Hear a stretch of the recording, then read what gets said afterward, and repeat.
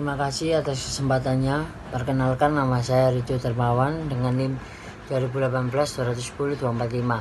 Di sini saya akan menjelaskan tentang bab konsep pernikahan menurut Islam.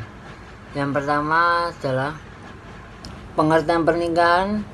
Menurut bahasa pernikahan adalah al-jamu dan al-damu, yang berarti berkumpul atau bergabung. Sedangkan menurut istilah pernikahan adalah akad serah terima antara laki-laki dan perempuan dengan tujuan untuk saling memuaskan diri antara satu sama lain untuk membentuk sebuah bahtera rumah tangga yang sakinah serta masyarakat yang sejahtera. Dalam pandangan Islam, pernikahan merupakan ikatan yang amat suci di mana dua insan yang berlainan jenis dapat hidup bersama dengan direstui agama, kerabat, dan masyarakat. Selanjutnya adalah pernikahan jahiliyah yang dibatalkan oleh Islam yang dibagi ada 5 bagian. Yang pertama adalah nikah qid, yakni wanita mencari laki-laki tertentu sebagai kawan untuk melakukan perzinahan dengannya secara sembunyi-sembunyi.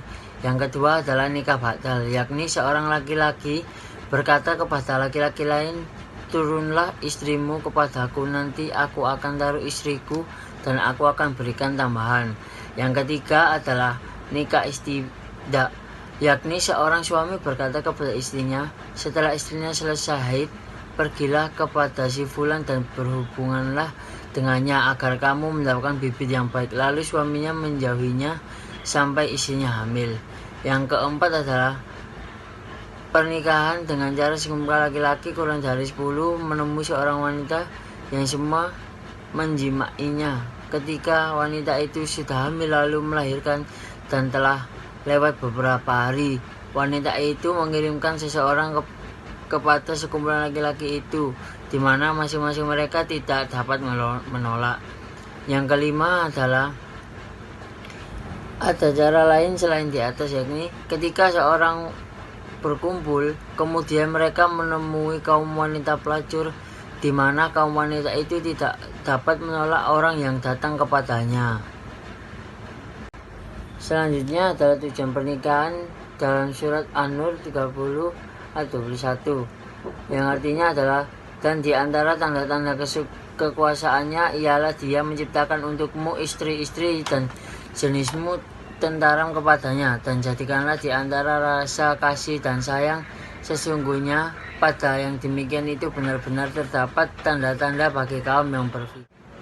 Adapun tujuan pernikahan dalam Islam yaitu dibagi menjadi 7.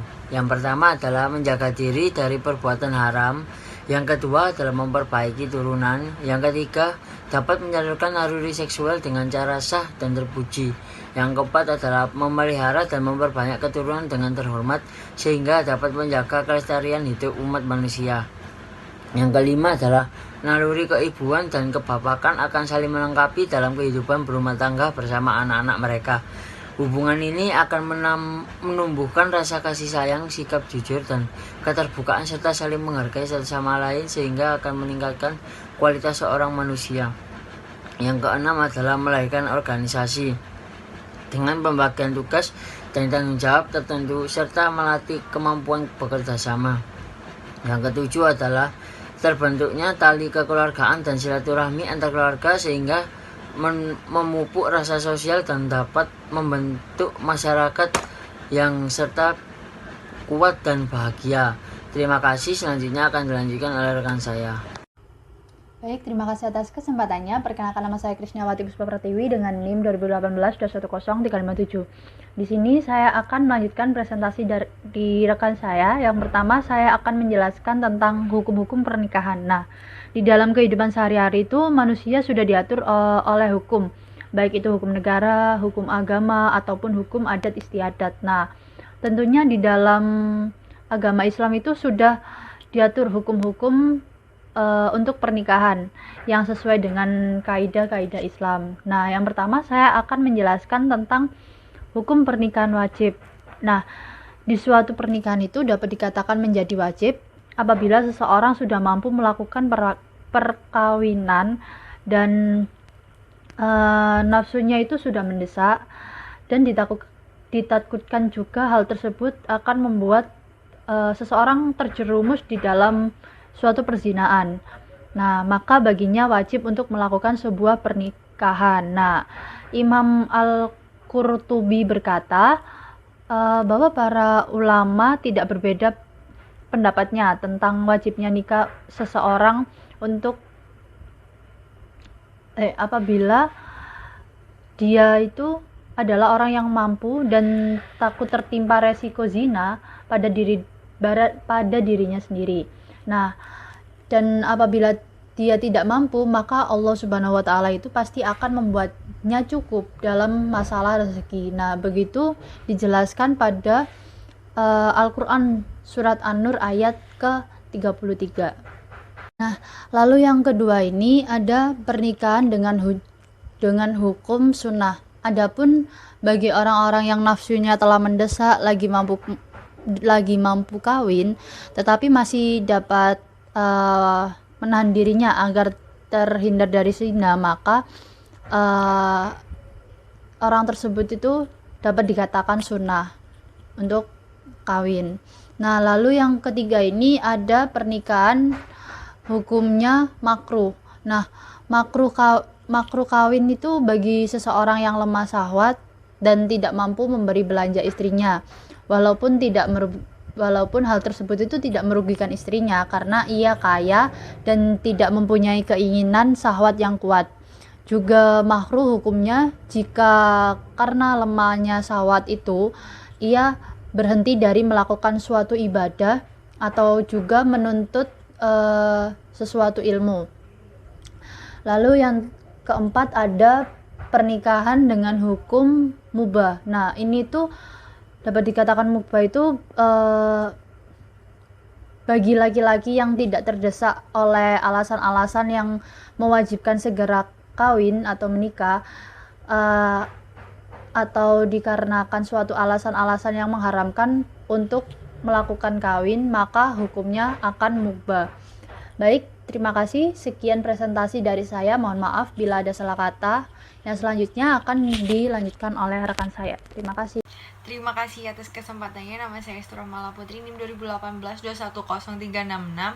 Di sini saya akan melanjutkan presentasi dari rekan saya yang mana melanjutkan tentang pernikahan hukumnya haram. Nah, seseorang ini tidak mampu memenuhi nafkah lahir maupun batin pasangannya serta nafsunya, maka haramlah pernikahan tersebut gitu kan. Nah, Qurtubi juga berkata gitu, apabila seseorang laki-laki itu sadar tidak mampu membelanja istrinya atau membayar maharnya, maka tidak bisa memenuhi ini, misalnya kayak tidak bisa memenuhi hak istrinya ini, tidak dibolehkan kawin gitu sebelum ia terus terang dengan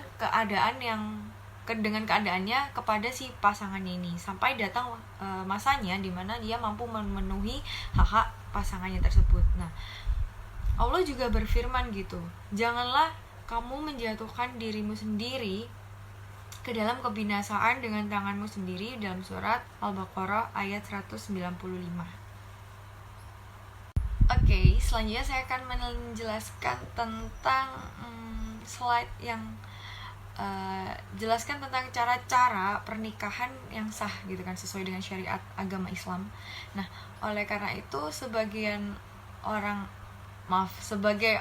muslim itu kita tidak diperkenankan gitu melakukan pernikahan yang tidak sesuai dengan kaidah-kaidah agama Islam. Nah, karena apabila hal itu terjadi gitu kan, pernikahan yang awalnya bernilai ibadah yang baik gitu kan, itu bisa berubah menjadi suatu perzinaan jika pernikahan itu dilakukan di luar syariat Islam. Nah, adapun larangan-larangan pernikahan menurut hukum Islam, syarat dan rukun pernikahan dalam Islam akan dijelaskan setelahnya. Nah, selanjutnya saya akan menjelaskan tentang larangan pernikahan. Nah, yang pertama adalah larangan pernikahan karena berlainan agama. Nah, karena berlainan agama ini sebagaimana firman Allah juga mengatakan gitu kan pada surat Al-Baqarah ayat 221, yang mana dia tuh berbunyi, janganlah engkau menikahi wanita-wanita yang musyrik sebelum mereka beriman. Nah, sesungguhnya wanita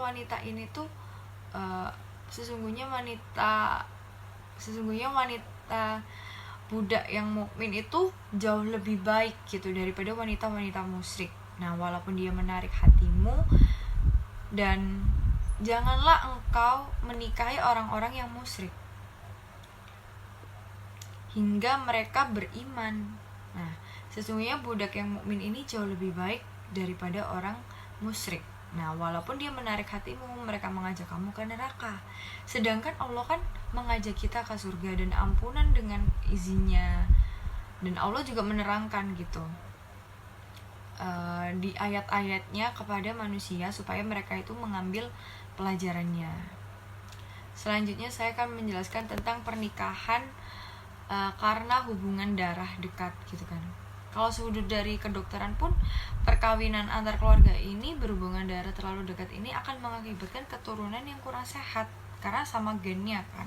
Nah, sedangkan kayak cacat, terus intelijensi kecerdasannya kurang, terus Allah pun juga bilang gitu kan. Maksud saya, Allah juga berfirman, diharamkan atas kamu menikahi ibumu, anak-anakmu yang perempuan, saudara-saudaramu yang perempuan, saudara ayahmu yang perempuan, saudara-saudara ibumu yang perempuan, anak-anak perempuan dari saudaramu, laki-laki ataupun dari saudaramu perempuan, kayak ibu menyusui itu tidak boleh juga kan, perempuan sepersusuan itu juga tidak boleh, ibu mertua itu tidak boleh, anak tiri itu tidak boleh. Nah, apabila misalnya itu terjadikan pemeliharaan dari istri, maksud saya anak tiri dari istri itu tidak boleh. Tetapi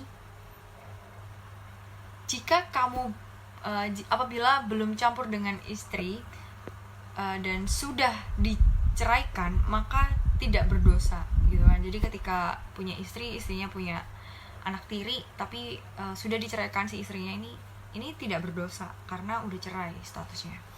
Seperti itu. Ya kan tidak ada hubungan darah karena dia anak tiri gitu kan. Tidak ada struktur golongan darah, sepersusuan dan lain-lain, itu tidak ada. Maka diperbolehkan.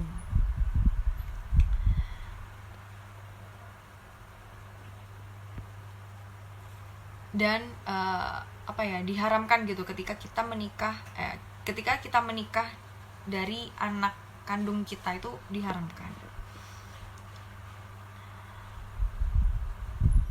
Dan diharamkan juga mengumpulkan dua perempuan yang bersaudara kecuali yang telah terjadi pada masa lampau gitu kan. Sesungguhnya Allah Maha Pengampuni lagi Maha Penyayang. Dan itu dalil dari surat An-Nisa ayat 23.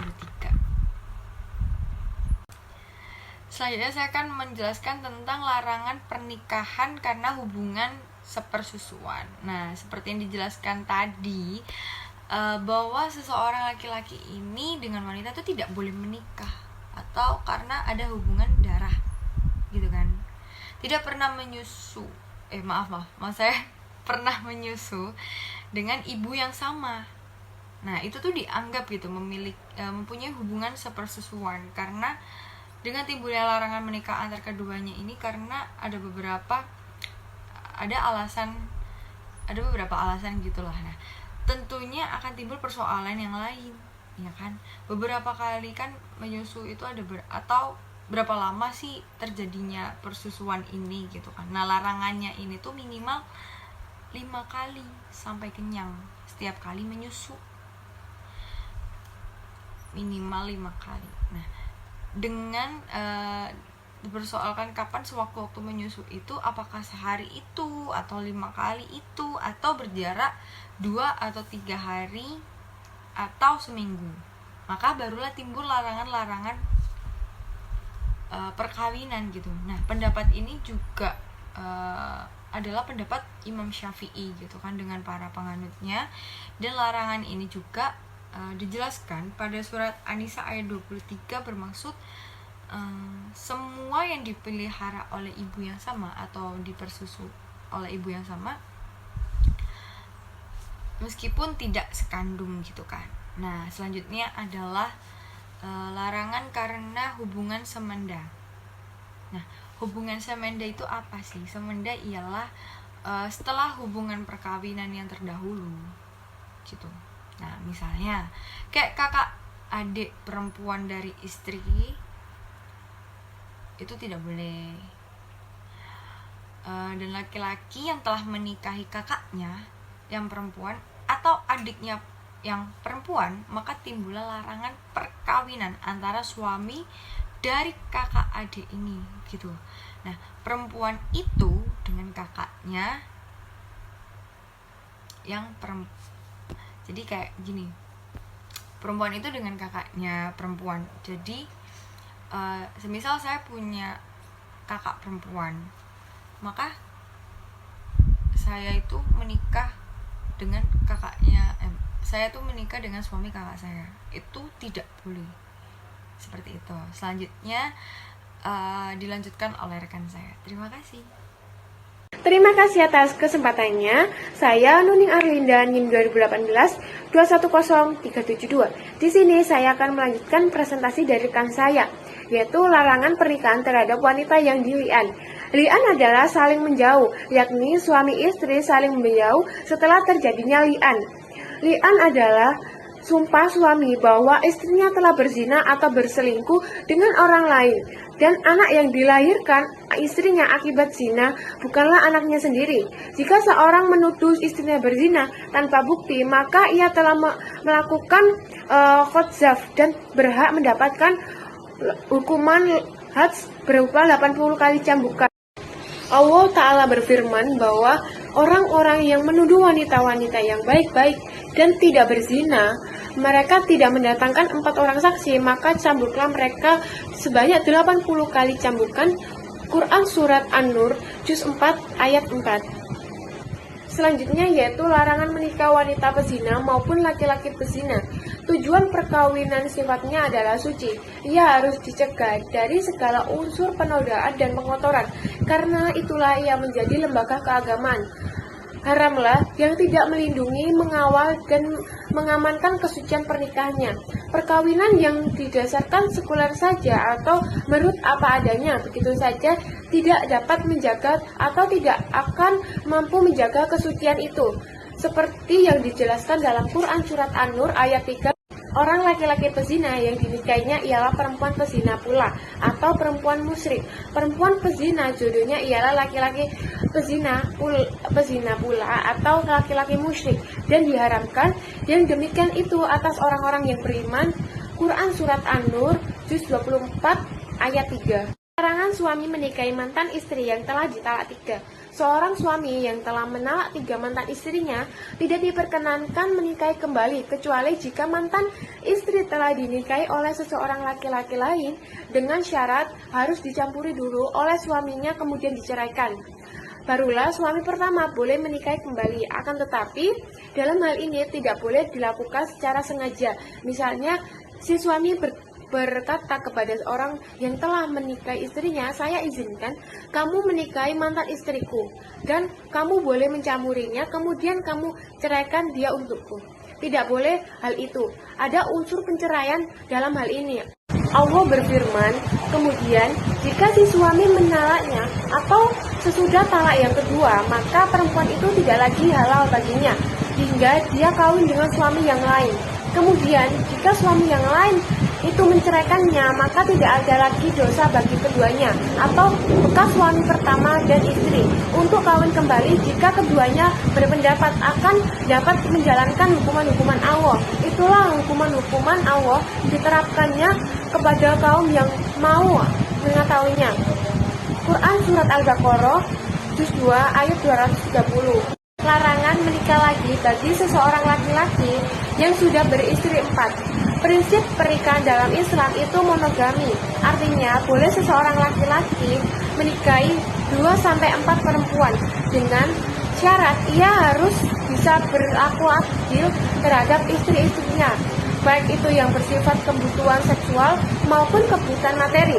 Jika seorang suami sudah menikahi 4 istri, maka baginya larangan untuk menikah lagi bila ia tidak menceraikan salah satunya. Syarat dan rukun pernikahan dalam Islam. Syarat yaitu sesuatu yang mesti ada yang menentukan sah atau tidaknya suatu pekerjaan atau ibadah.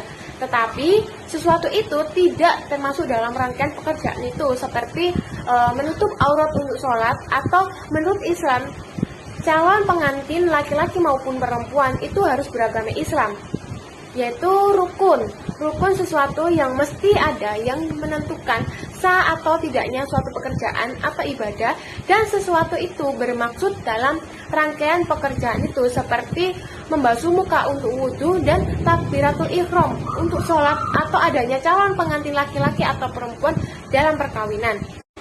Syarat-syarat pernikahan dalam Islam, mempelai laki-laki atau calon suami syarat-syaratnya yaitu beragama Islam, laki-laki yang tertentu, bukan mahram dengan bakal istri, bukan ihram haji atau umroh, dengan kerelaan sendiri, mengetahui wali yang sah bagi akad nikah tersebut, mengetahui bahwa perempuan itu boleh dan sah dinikahi. Yang terakhir yaitu tidak mempunyai 4 orang istri yang sah dalam satu masa. Selanjutnya yaitu syarat-syarat untuk wali. Yang pertama yaitu adil, kemudian beragama Islam, balik, laki-laki, merdeka, tidak fisik, kafir atau murtad, bukan dalam ihram haji atau umroh, kemudian waras atau tidak cacat pikiran dan akal, kemudian dengan kerelaan sendiri, tidak muflis atau ditahan hukum atau harta. Yaitu untuk mempelai wanita atau calon istri, syarat-syaratnya yang pertama yaitu beragama Islam, yang kedua bukan seorang kunsa atau perempuan yang merasa dirinya laki-laki, yang ketiga yaitu perempuan yang tertentu, yang keempat yaitu tidak dalam masa idah, yang kelima yaitu bukan dalam ihram haji atau umroh, yang keenam yaitu dengan rela hati, yang ketujuh bukan perempuan mahram dengan bakal suami, yang kedelapan yaitu bukan istri orang atau masih ada suami. Wali dalam pernikahan, yang pertama yaitu wali nasab, yaitu orang yang terdiri dari keluarga calon mempelai wanita yang berhak menjadi wali, yang termasuk wali nasab yaitu yang pertama ayah kandung, kedua kakek dari garis ayah, dan seterusnya ke atas dalam garis laki-laki. Yang kedua yaitu wali hakim, yaitu orang yang diangkat oleh pemerintah atau menteri agama untuk bertindak sebagai wali dalam suatu pernikahan, yaitu apabila seorang calon mempelai wanita dalam kondisi tidak mempunyai wali nasab sama sekali atau wali mahfud, hilangnya tidak diketahui keberadaannya. Tiga yaitu wali muhakam, yaitu wali yang diangkat oleh kedua calon suami istri untuk bertindak sebagai wali dalam akad nikah mereka. Kondisi ini terjadi apabila suatu pernikahan yang seharusnya dilaksanakan oleh wali hakim, padahal di sini wali hakimnya tidak ada, maka pernikahan dilaksanakan oleh wali muhakam. Selanjutnya, 2 orang saksi. Adapun syarat saksi yang menghadiri akad nikah haruslah 2 orang laki-laki muslim, balik, berakal, melihat dan mendengarkan serta mengerti atau paham akan maksud akad nikah. Adapun kewajiban adanya saksi tidak lain hanyalah untuk kemaslahatan kedua belah pihak dan masyarakat. Misalnya, salah satu seorang mengingkari hal itu dapat dielakkan oleh adanya 2 orang saksi. Selanjutnya yaitu ada ijab dan qabul. Pada hakikatnya, ijab adalah suatu pernyataan dari perempuan untuk mengikatkan diri dengan seorang laki-laki untuk dijadikan sebagai suami yang sah. Sedangkan qabul adalah pernyataan menerima dengan sepenuh hati untuk menjadikan seorang perempuan tersebut menjadi istri yang sah. Di dalam ijab dan qabul ini disebutkan mahar atau mas kawin. Mahar ini bukan termasuk syarat ataupun rukun pernikahan, akan tetapi mahar ini termasuk kewajiban suami terhadap istri. Kewajiban yang berupa pemberian. Menurut mazhab Maliki, mahar adalah sebagian sesuatu yang menjadikan istri halal untuk digauli. Baik, terima kasih atas kesempatannya. Nama saya Duta dengan NIM 2018-0589. Di sini saya akan melanjutkan materi yang sudah dijelaskan oleh rekan saya. Selanjutnya adalah rukun pernikahan dalam Islam, yaitu yang dibagi menjadi 4 macam. Yaitu yang pertama adalah ada calon suami dan istri, ada wali nikah, 2 orang saksi, ada ijab dan juga qabul. Dan hikmah dalam pernikahan dalam Islam adalah antara lain sebagai wadah birahi manusia secara halal. Allah menciptakan manusia dan menyisipkan hawa nafsu dalam dirinya. Ada kalanya nafsu bereaksi positif dan ada kalanya juga bereaksi negatif. Manusia sendiri yang tidak bisa mengendalikan nafsu birahi dan menempatkan sesuai wadah yang telah ditentukan, akan sangat mudah terjebak pada ajang baku syahwat yang terlarang.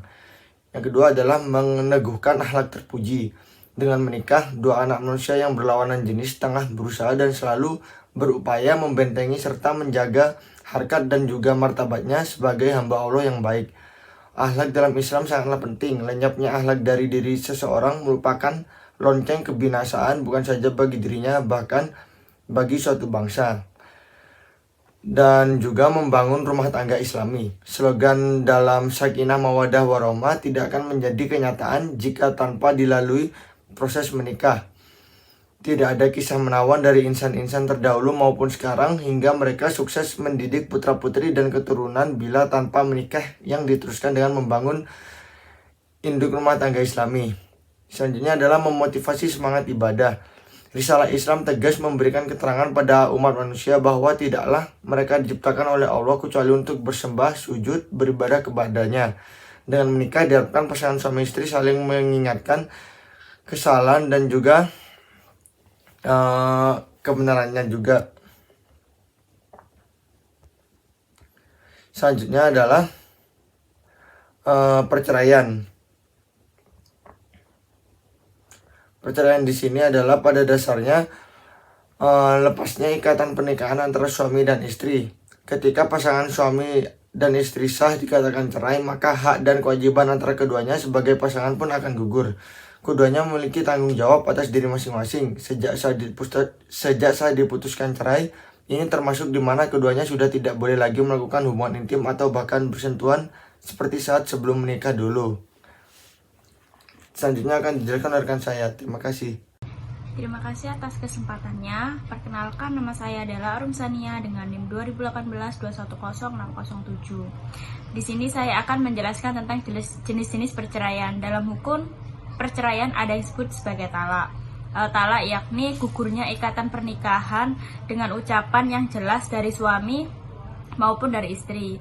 Yang pertama ada talak, hukumnya bisa menjadi wajib jika ada muzarat yang menimpa salah satu dari suami atau istri. Yang hal tersebut tidak bisa dihilangkan kecuali dengan talak. Selanjutnya ada beberapa jenis talak yang bisa dilakukan oleh suami.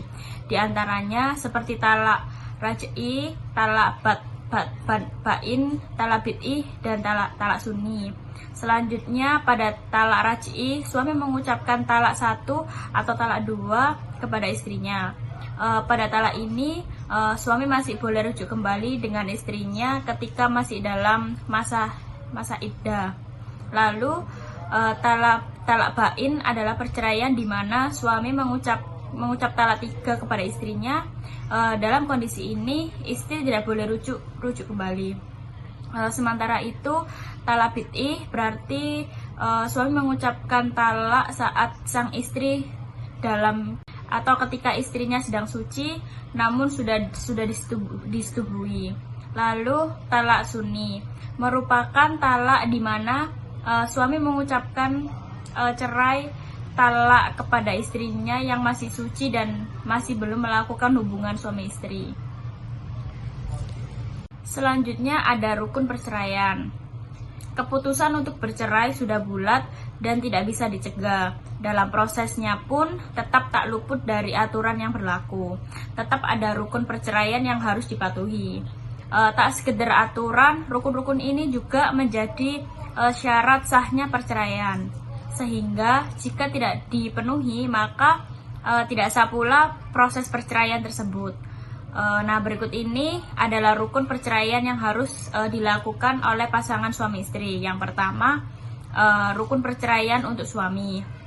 Perceraian hanya akan sah apabila perceraian dilakukan oleh seorang suami yang berakal sehat, balik, dan dilakukan dengan kemauan sendiri. Dengan begitu, apabila perceraian dilakukan karena adanya paksaan dari pihak lain, misalnya seperti keluarga dan orang tua, perceraian pun menjadi tidak sah.